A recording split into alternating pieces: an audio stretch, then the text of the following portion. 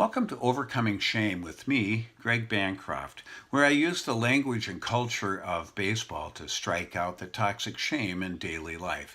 Today's episode is Volume 2, Number 9, Grading Yourself. One of the lines that I use when speaking around the country includes a part that brings watery eyes to some people, outright tears to others, and a lump in the throat for many more. I'm indebted to Brene Brown and her insights. In the speech, I've just underscored the definition of shame as being you're not a bad person, nor have you done something wrong. Rather, it's that feeling that you never quite measure up. You're never quite good enough. You can't get it right. You can't please other people. You don't deserve your accomplishments. That kind of thing. Then I look at the audience and I say in a very calm voice, you are not the grade on your report card. You are not the number on your paycheck. You are not all those horrible things that your mom said about you, nor are you the disappointment your father thinks you are. You are a beloved child of God, an inheritor of the kingdom of heaven. You matter, period.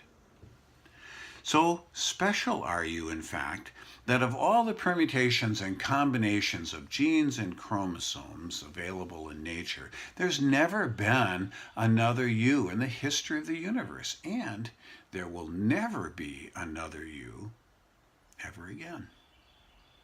You have an absolute right to be here. Become the person you already are in the eyes of God, not the eyes of your mom, your dad, your coworker, the bully down the street, not even your own distorted self-image. People's shame runs so deep, however, that it's sometimes very difficult for them to hear those words and to take them to heart at just one sitting. They need to hear those affirming words over and over again, 1,000 times, 1,000 times. If only they could be saturated in Little League affirmation. But the shaming continues at school, at work, at home, at church. It seems like it's everywhere. What harsh graders we are. We tell ourselves that we will never get it right, whatever the it is.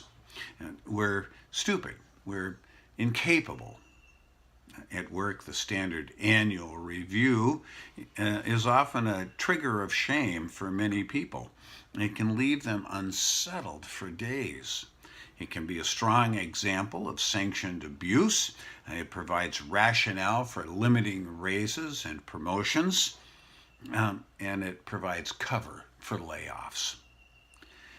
In baseball, all 9 players on the field and all the players on the bench and in the bullpen matter. They need one another to support each other. And they need them to suck less as they show up to play every day and as they dig in to do what they have to do. They don't have to be perfect. As we've said over and over again, baseball's not about perfection. It's about progress. So if we need them to practice and to work hard, we'll ask them. You're having trouble with that inside screwball. Get in the batting cage. Take some swings. So they'll go in there, they'll set the machine to that pitch, and they'll throw hundreds of pitches probably, and have somebody watch them to look at twisting of the hips and the arms and the wrist rotation, all that kind of stuff, and make adjustments as necessary. Meanwhile, the rest of the team is looking at how hard that batter is working for them, and they realize, wow, we're in this together. So it's no wonder the next time that batter goes up to the plate, all those players are hanging over the edge of the dugout shouting, you got this. Attaboy, you can hit this guy. He doesn't have to hit every inside screwball. He just has to miss fewer of them. If he still struggles, maybe he could bunt. Maybe he doesn't play against that screwball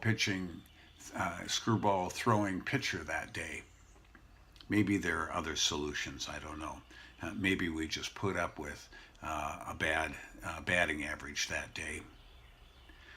If part of life's purpose is protecting and enhancing the commons, then perhaps we could stop grading each other, and in fact, stop grading ourselves. Let's start focusing on how each of us plays an important role in the success of all of us. Affirm each other. Celebrate the hard work everyone does for the sake of the team, for the sake of the community. All of us are necessary for the vitality and the productivity of family, work, social group, and beyond. Pick each other up when we fall short. Nobody is equally gifted in every aspect of life. Good managers and good coaches know how to get the best out of their teams. They know how to celebrate the success of the team while helping individuals suck less at the things that they don't do so well. Again, progress, not perfection. Just have to get a little better along the way. Miss less inside screwballs. Hit more fastballs. Work with what you have, not with what you don't have. You will still be beloved of God no matter what. You will still matter, period. Atta boy, atta girl, you got this.